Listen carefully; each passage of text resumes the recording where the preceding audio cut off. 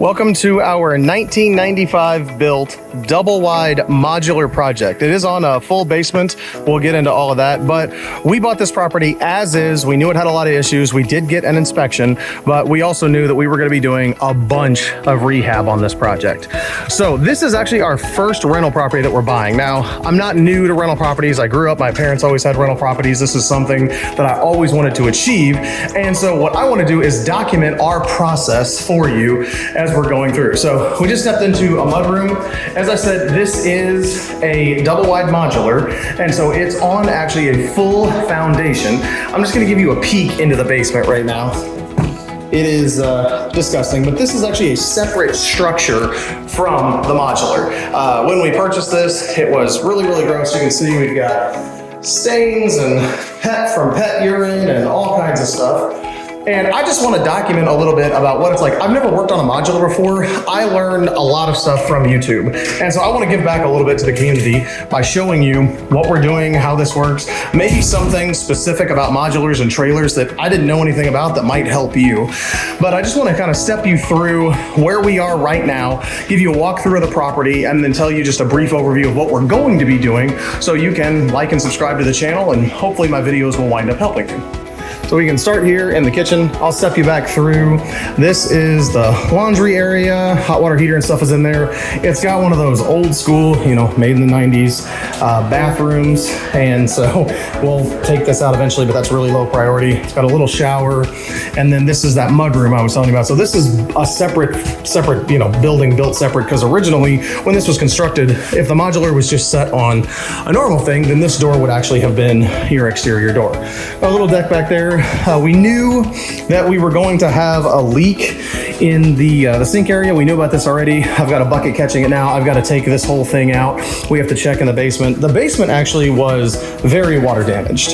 And so we knew that going in. We have already ripped out all of the carpet.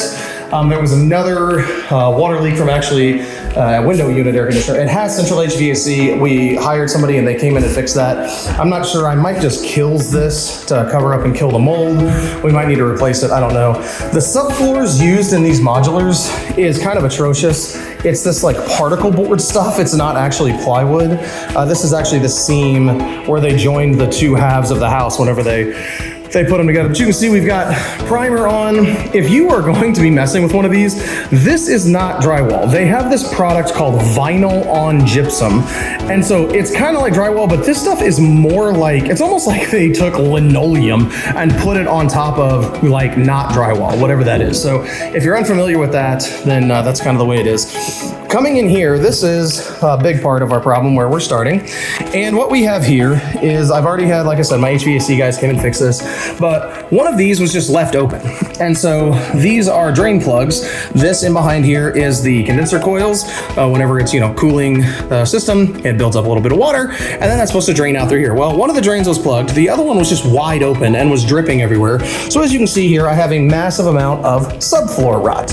Also, on top of that, I think the tub was leaking or something. And I found this was interesting. They said they use this tub every day, but I found this interesting. We found this tub and shower repair. And I don't know if you can see, there's a crack there. Forgive me for the stuff, There's another big crack over there. So clearly, if I showed you into the basement, all of this was leaking. So I'm gonna have to take out all of this subfloor. I've started ripping out some of this stuff already, and I'll be trying to document that process. These are not, they don't use traditional 2x4s. I think they're like 2x3s or something, but keep following and I will try to document ripping. We're gonna take out all the vinyl and gypsum. We're gonna take this out. We're gonna replace it with a walk-in shower. We're gonna take out all the, I'm gonna call it VOG from now on, vinyl and gypsum. I have to replace all of this subfloor.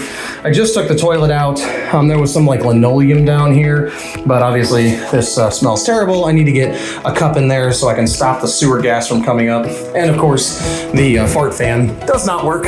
So that's one more thing that I've got to fix. I'm gonna take you down into the basement. All right, we are back in the separate structure that we call it the mudroom. I'm sure everybody has a little bit different names for it. So coming down here, here we go. As I said, we knew that this had massive water damage. We toured all of this prior to purchasing the property. I am going to fully gut this whole thing. One of the cool things is none of these walls are load bearing. The whole thing is held up by 4 of these posts down through the property. You can see there's an awful drop ceiling. I will be ripping out all kinds of the insulation. I'll actually be taking out all of the insulation because we don't know the extent of any other water damage that happened upstairs. This was kind of ground zero for me realizing how bad the bathroom was. I didn't know how bad the bathroom was actually until we came down here. There was some dripping when we got the HVAC fixed. Well, I actually cut away the insulation right here and water started dumping on my head. So that was really fun. And now once you get under here, you can start to get a better idea.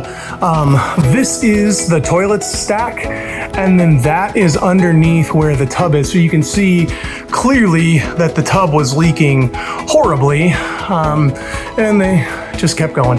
And so then, like I said, we got the HVAC system fixed. They ran my new line, it goes out. And now I'm going to actually plan on cutting out almost all of the rest of this insulation so that I can expose everything that's underneath there. I can fix all the subfloor, figure out everything that's wrong, and then get this all put back together. We are for now going to leave the basement completely gutted. We're gutting it all the way down to the concrete walls. We're gonna take everything out of here, the drop ceiling, a ton of the insulation, and we are going to, make it just completely bare. The idea behind that is that we want to just have it be an empty space right now. There's no plumbing in the basement. And so, I mean, there's the plumbing coming from upstairs, but there's no plumbing where I could put like a bathroom or a kitchen or anything in the basement downstairs. So I'm just gonna leave it gutted because for right now, for what we need, we've already got a renter set up for the upstairs. It's actually my mother-in-law. And so all we really need is the upstairs back in working order. So if you're interested in watching this project and kind of seeing our progress, please like and subscribe to the channel. I'm going to try to do as much information posting and kind of sharing as we're going through this process because hopefully it'll help somebody else. And again, like I said, I learned so much from YouTube. Hopefully I can give a little bit back and help some other people. So